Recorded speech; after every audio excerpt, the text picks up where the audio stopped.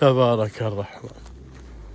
شوف شلون صارت هذه الأرطاه اللي زرعينها قبل فترة. ما شاء الله تبارك الرحمن. هذا هو اللي وصلنا له، وهذا تعتبر تعافي الأرض ورجوعها لطبيعتها السابقة.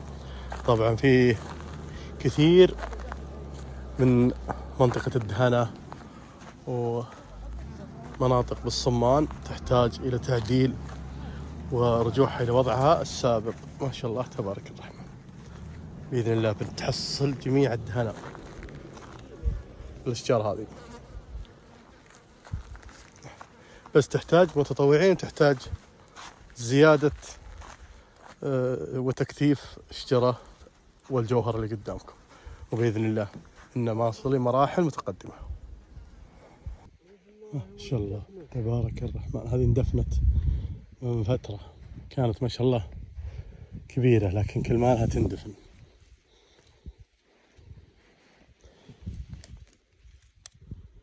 ما شاء الله.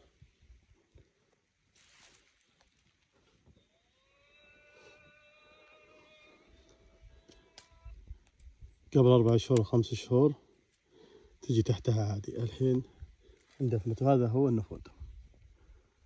نفود كذا تندفن تطلع بعدها، بس ما شاء الله طيبة بالحيل. هذه إرطاه قديمة، شوف ما شاء الله تبارك الرحمن. بعد الحماء رجعت لطبيعتها وانبتت من تحت. الحمد لله. الحياة ترجع تدريجيا للدهنة في شجرة الإرطاء.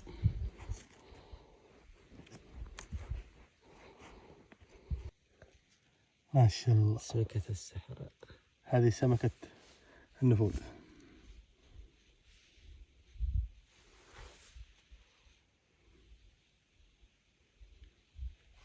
بنزلها في النفود. شو شلون تطيح، تدخل تعوس على طول في الرمل.